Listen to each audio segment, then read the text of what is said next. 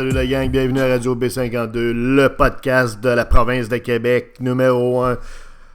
Merci de nous écouter en grand nombre et de vous abonner à YouTube en cliquant le petit bouton rouge. On part ça, mes amis, le bombardier lève. Le gâchis de Bergevin et de Jeff Molson dans le dossier d'AO des Hurricanes de la Caroline, suite et fin. On a de l'information privilégiée à vous donner par rapport à ça. Merci à tous ceux qui nous ont transmis des commentaires là-dessus, parce qu'on a été les premiers à dire que c'était effectivement un échec magistral, monumental de la part de Jeff Molson et de Bergevin. Rappelez-vous, on revient un petit peu en arrière. Qu'est-ce que Bergevin disait à propos de cette offre hostile?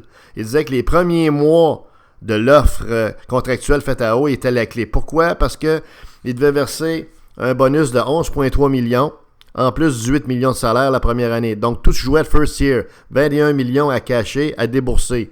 OK? Et ce que Bergevin disait, et les Canadiens disaient, c'est que les Hurricanes n'avaient pas d'argent pour ça. C'était ça leur hypothèse, eux autres. Ils se sont dit, regarde, on arrive avec un offre, dans le fond, qui va les jeter à terre, les Hurricanes. OK? Hey, c'est là que vraiment, ils ont manqué leur bateau complètement. Comprends-tu? Quand ils ont tiré après les chouettes, les mouettes, ils ont passé dans le vide. Écoutez, c'est pas dur en 2019 de trouver 21 millions de dollars. Le proprio des Hurricanes, mes amis, qui s'appelle Tom Dundon, comme vous le savez. Savez-vous comment il vaut? C'est quoi sa valeur net value? C'est pas 100 millions, c'est pas 50 millions. C'est 1,1 milliard.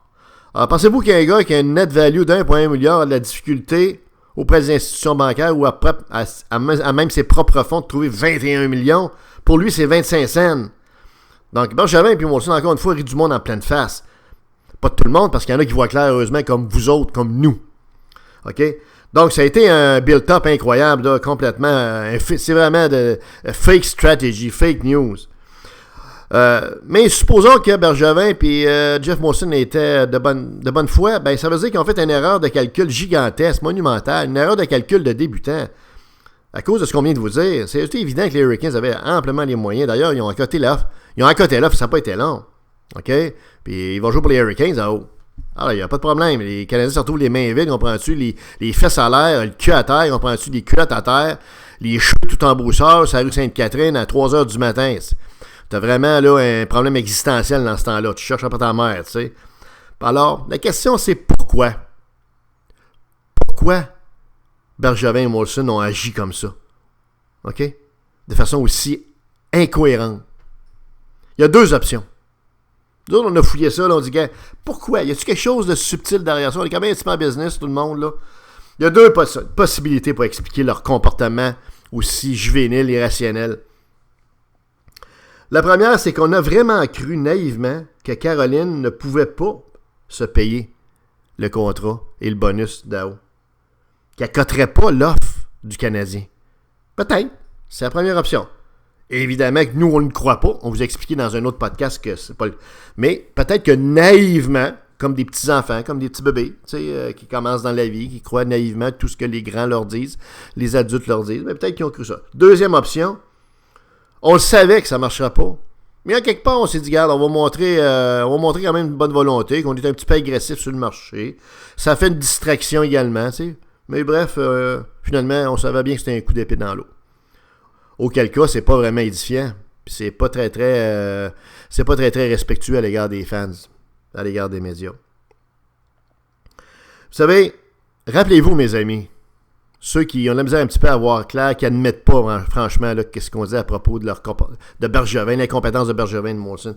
Après la dernière saison, Jeff Molson, dans une conférence de presse, a promis d'être beaucoup plus transparent que les Habs, l'organisation du Canadien, le GM Bergevin, lui-même Molson, serait transparent, ouvert à l'égard des médias et des fans. OK? Alors, si c'est le cas, s'il tient promesse, pourquoi dans le dossier d'AO qu'on vous parle, OK, l'échec, là, le désastreux, pourquoi Marc Bergevin n'a pas rencontré la presse puis répondu aux questions? Pourquoi on a envoyé un communiqué de presse, OK, de quelques lignes, OK, très bref, très phoné, vous savez, poker face, qui dit rien puis tout. On n'a pas affronté, on n'a pas été transparent, là. On avait promis qu'on le serait. OK? Ça se pourrait-tu que les bottines ne suivent pas les babines? Ça se pourrait-tu que Jeff Molson dise n'importe quoi juste pour plaire, puis 2-3 mois après, finalement, ce qu'il a dit, il s'en fout, il s'en balance, parce que finalement, tout ce qui compte pour lui, c'est que son équipe prenne la valeur, que l'aréna soit pleine, et puis qu'il fasse de l'argent.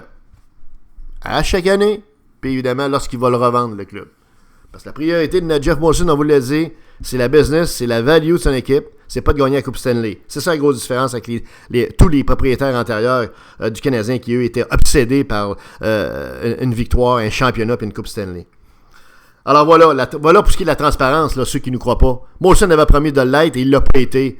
Donc, shame on him, OK? Il n'a pas tenu parole. Pourquoi il n'a pas tenu parole? Posez-vous la question. Écrivez-moi si vous avez une réponse intelligente. Mais si vous n'avez pas de réponse intelligente, abstenez-vous. Écoutez, l'offre que le Canadien de Montréal a faite pour AO était une offre de Chihuahua, alors que ça prenait une offre de Pitbull. Avec une offre Pitbull all-in, on avait des très grosses chances d'aller chercher ce joueur-là qui aurait été un difference maker, puis qui aurait permis aux Canadiens de rentrer dans les séries, puis peut-être même d'aller très loin dans les séries.